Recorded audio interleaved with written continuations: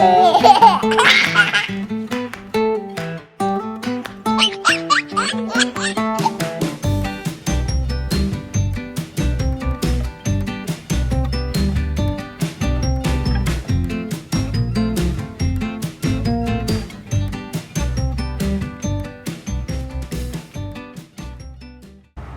don't know if we vlogged it all today, but it is beautiful out. Hey buddy. What's up? He just folded on the ground. You just finished drinking all that. Hey, what did you just learn how to do at the park? Swing around. Swing all by yourself. I could do that all day. That's awesome. I know you did it for like 10 minutes. All by yourself. That was awesome. No, I did it for 100 minutes. 100? That's a long time. Yeah, that's how many. So these two are, let's see, they were born on Thursday and today's Monday. Friday, Saturday, Sunday, 4 days old today. Oh my gosh, it looks like I haven't slept in 4 days. Plus a few months. They're doing really, really well. They have their first doctor's appointment tomorrow, and they'll check, I think the two big things they check are like if they're gaining weight and jaundice, which this one definitely is getting a bit jaundiced. But we've been doing everything we know to do. I'm taking a bunch of vitamin D so that it transfers into my breast milk, and then we also spent a lot of time up in the window and time outside, like where she was getting off and on like filtered sunlight on her skin. So we'll do everything that we can here to, I mean, I think it's super common. Berend Lyndle, I guess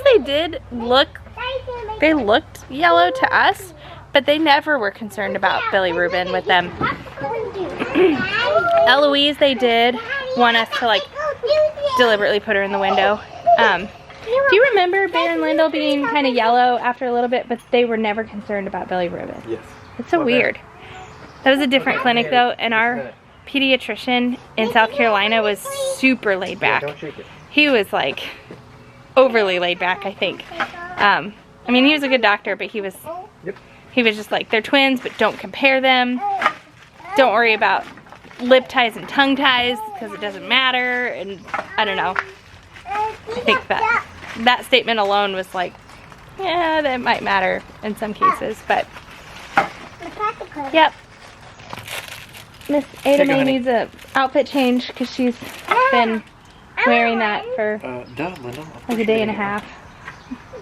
Look at that. Oh, I thought that was the sleeve hanging out. It is a sleeve. It is? Oh wait, no. It's not. Those gowns are amazing. I'll have to, I can't. They're pooped. Oh, okay. I'll go do that. I can't remember the name of, I got it. I got it. Okay. I can't remember the name of the company, but I'll put it on the screen here because they're legit like the softest little gowns ever. Delicious. Delicious. Delicious. What's it taste like? Strawberry. Yum. Hey, Lyndle, why don't you set that down until you can use 2 hands on it, okay? But where? Set it down by my water. That's where I wanted to set it down. Perfect. So I wish I had got on the gown train sooner because I'm doing gowns with them as they're clean. I only have, I think, 3 or 4 of them. But they are so much easier than these like footy onesie things Can you get in here? for a number of reasons. Like obvious reasons. You can just slide them up and change their diapers, check their diaper to see if they peed.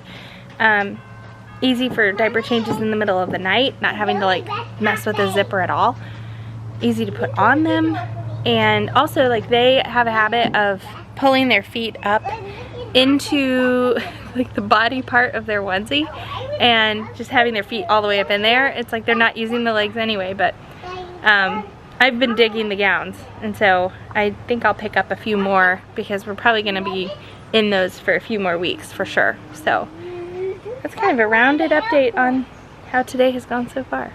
Oh, we need to update you on like what we're doing at nighttime because I always think that's really interesting to hear, especially how parents of multiples manage nighttime. I cannot imagine if I didn't have a husband that was like helpful and hands-on. I just can't imagine, especially like recovering from a C-section, but yeah, we'll talk about that together later. So it's about 10 p.m. and so we're starting our nighttime routine.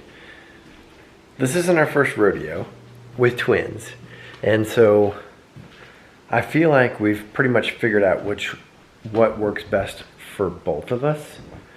So like right now, Rachel's in the bedroom, tandem feeding the twins and getting them on the same schedule. And then we'll put them down and in their snoo and try to fall asleep. And whoever wakes up first, like I'll grab them, I'll hand them over to Rachel, and she'll feed them, and then most likely put them back in their snoo. And then we'll do it, and then we'll just do that all over again when the next one eats.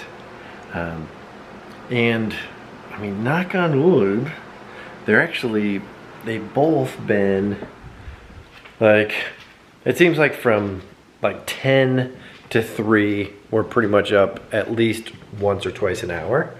But then like the past, like even in the hospital, basically from like 3:30 to 6:30, we've been getting a solid 3-hour stretch, which I'm sure you know because you've been sleep deprived.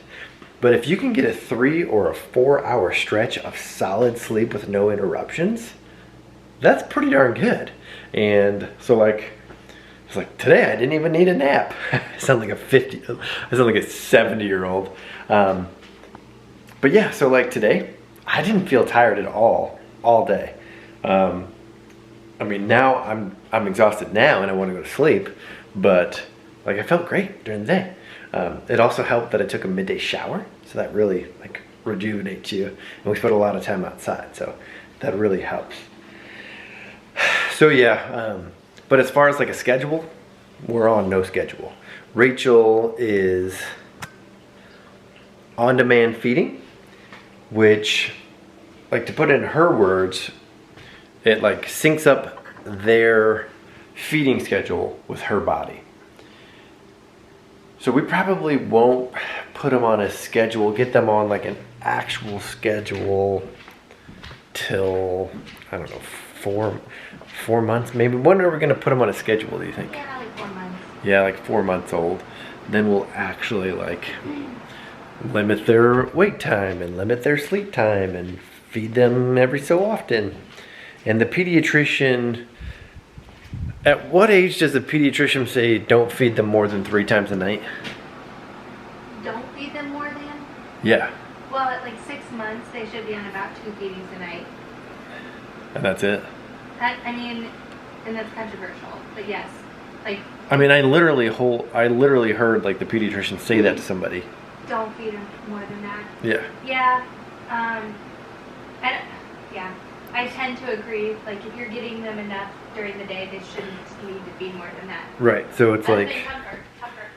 because I mean, that's about like a mental health thing. Like, if the mom is like having to stay awake for, you know, like if she's not getting good sleep, then it really, I mean, postpartum depression is going to be a real thing because sleep is just so darn important. Okay, well, anyway, so that's just the update. I mean, besides like a couple of maybe not even tantrums, but just like not listening and you're just kind of being jerks. Other than that, all the 3 kids are like really loving having their new baby sisters. I feel like we did a great job of like, you know, pretty much every day I would tell them like, now you know, when your baby sisters get here, like all they're gonna do is sleep and eat. They're not even gonna smile at you. And I think that's really helped like curve their expectations for like a brand new sister coming in and being able to play with them. But it won't be long before they can play. And even, I can't remember what the heck. Oh, I think it was just in, like Rachel was outside with one of the twins and Bear had to go to the bathroom or whatever. So like I took him in while I was holding one of the twins. And then I was changing her diaper and Bear like came over and laid on the bed and played peekaboo with his baby sister. So he's a sweetheart. He's gonna be a great big brother. Okay, enough of me talking. It's time for bed.